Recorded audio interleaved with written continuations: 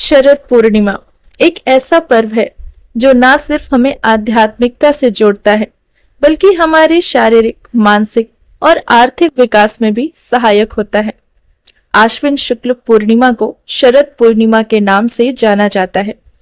इस तिथि पर चंद्रमा अपनी पूर्ण 16 कलाओं के साथ होते हैं। मान्यता है इस दिन धन की देवी माता लक्ष्मी धरती पर आती हैं। पूर्णिमा पर खीर बनाने का और उस खीर को चंद्रमा की रोशनी में रखकर अगले दिन प्रसाद स्वरूप ग्रहण करने का विशेष महत्व बताया गया है।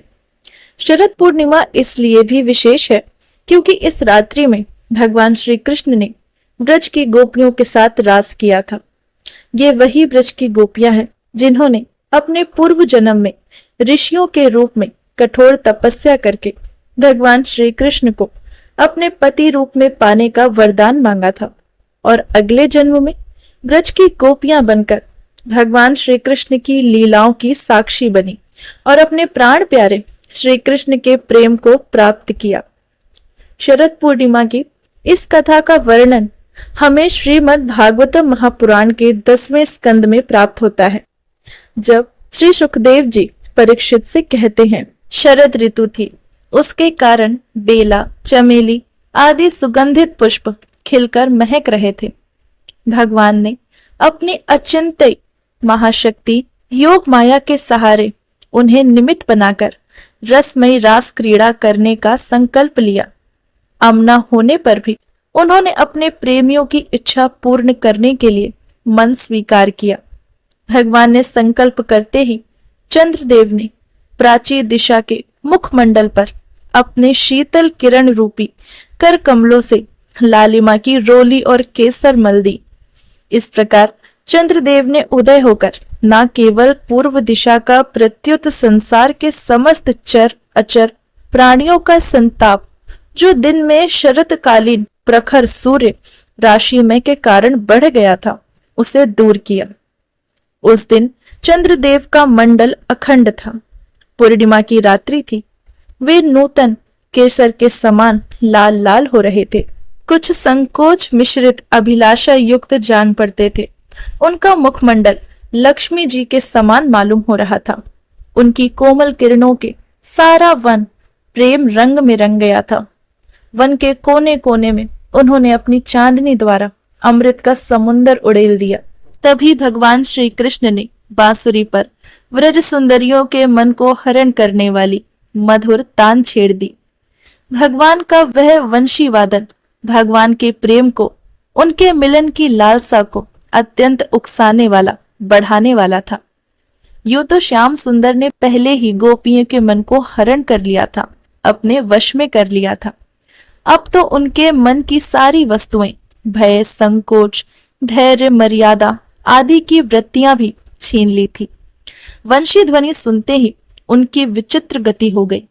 जिन्होंने एक साथ साधना की थी श्री कृष्ण को पति रूप में प्राप्त करने के लिए, वे गोपियां भी एक दूसरे को सूचना न देकर, यहाँ तक कि एक दूसरे से अपनी चेष्टाओं को छुपाकर वहां के लिए चल पड़ी।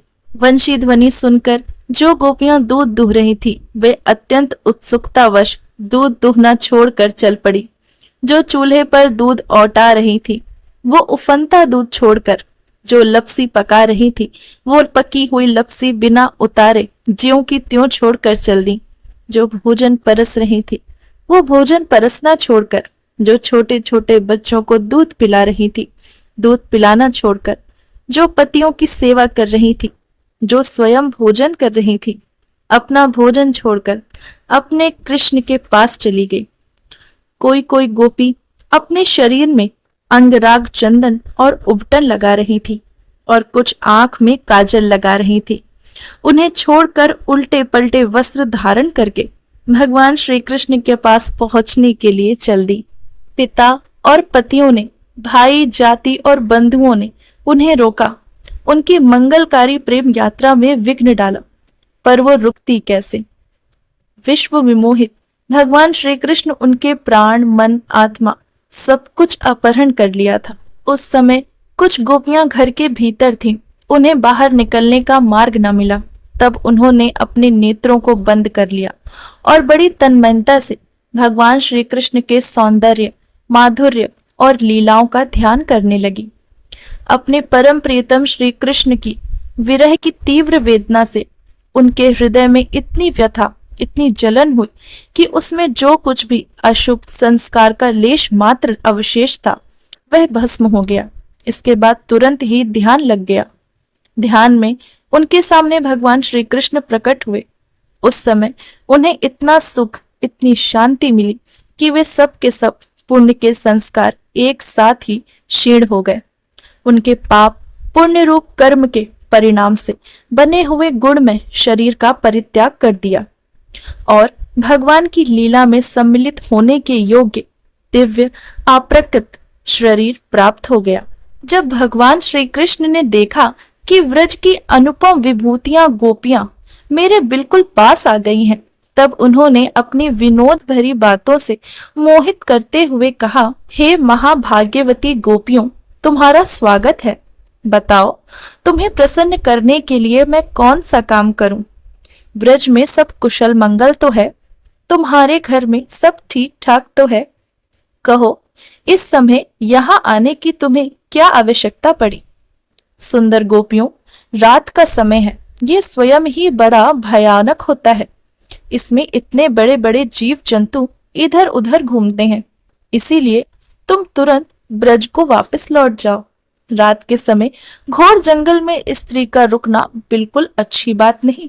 तुम्हें घर में ना पाकर तुम्हारे माता पिता, पति, पुत्र, भाई बंधु तुम्हें ढूंढते होंगे। उन्हें भय में ना डालो। देखो, शरद पूर्णिमा की ये रात्रि कितनी सुंदर है। यमुना जी कल कल करती हुई बह रही हैं। तुमने ये सब देख लिया हो तो अब तुम अपने घर वापस लौट जाओ। हे कल्याणी गोपियों, स्त्रियों का परम धर्म यही है कि वे अपने पति, अपने भाई बंधुओं की निष्कपट भाव से सेवा करें और अपने संतान का पालन पोषण करें। इसीलिए तुम अपने घर को वापस लौट जाओ। तब सुखदेव जी आगे कहते हैं, हे परीक्षित, भगवान श्री कृष्ण का यह अप्रिय भाषण सुनकर गोपियां उदास हो गईं, खिन्न हो गईं, उनकी आशा टूट गई। वे चिंता के अथाह एवं अपार समुद्र में डूबने लगी।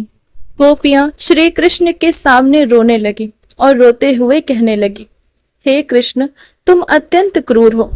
भले ही तुम परब्रह्म हो, भगवान हो, अपनी इच्छा के अनुसार कुछ भी कर सकते हो, लेकिन हम पूर्ण रूप से सिर्फ और सिर्फ तुम्हें ही समर्पित हैं। हम सबको छोड़कर तुम्हारे पास आई हैं। हे कमल नयन, आप हमारा त्याग न करें, कृपया हमें स्वीकार करें। जो हमारी इच्छा है आपको पति रूप में प्राप्त करने की, आप उस इच्छा को पूरा करिए। हमारे हृदय को आपने आकर्षित किया है। आपके बुलाने पर ही हम सब यहाँ पर आई हैं। जिस प्रकार भगवान नारायण उनकी शरण में आए हुए भक्तों को स्वीकार करते हैं, उसी प्रकार आप भी अपनी शरण में आई हुई हम सब साधारण ग्वाल कन्या को स्वीकार कर लीजिए। जब श्री कृष्ण ने गोपियों की यह करुण पुकार सुनी, उनकी प्रार्थना सुनी, तो बड़े प्रसन्न हुए और उन्होंने उन सभी गोपियों की इच्छाओं को पूर्ण करते हुए शरद पूर्णिमा की रात्रि में चंद्र के प्रकाश में महारास नृत्य लीला करी, जिसे देखने के लिए आकाश से सभी देवी देवता एकत्र हो गए और इसमें हिस्सा लेने के लिए स्वयं भगवान शिव वृंदावन गोपेश्वर रूप में धरती पर आ पहुंचे। आकाश में गंधर्व, यक्ष, किन्नर सभी ने अपने वाद यंत्र बजाते हुए नृत्य और गायन करने लगे। भगवान के सदैव आध्यात्मिक अलौकिक लीला को देखकर सभी लोगों के मन में बड़ी प्रसन्नता हुई और पुष्पों की वर्षा करी। इसीलिए शरद पूर्णिमा की इस लीला को याद करके हम समझ सकते हैं कि भगवान श्री कृष्ण अपने भक्तों पर कृपा करने के लिए उनकी इच्छा को अवश्य ही पूरा करते हैं, सदैव तत्पर रहते हैं। और उनके सभी भक्तों में सबसे श्रेष्ठ हैं वृंदावन की ये गोपियां, जिन्होंने भगवान श्री कृष्ण को अपने प्रियतम रूप में पाया। कितने वर्षों से तपस्या कर कर आज उनका तप पूरा हुआ। बड़ी बड़भागी हैं ये वृंदावन की गोपियां। इनके प्रेम और समर्पण की तुलना कभी किसी से नहीं हो सकती। तो ये थी शरद पूर्णिमा की कथा। भगवान श्री कृष्ण आप सभी की इच्छाओं को पूरा करें, ऐसी हम कामना करते हैं। हरे कृष्णा। जय श्रीमन नारायण।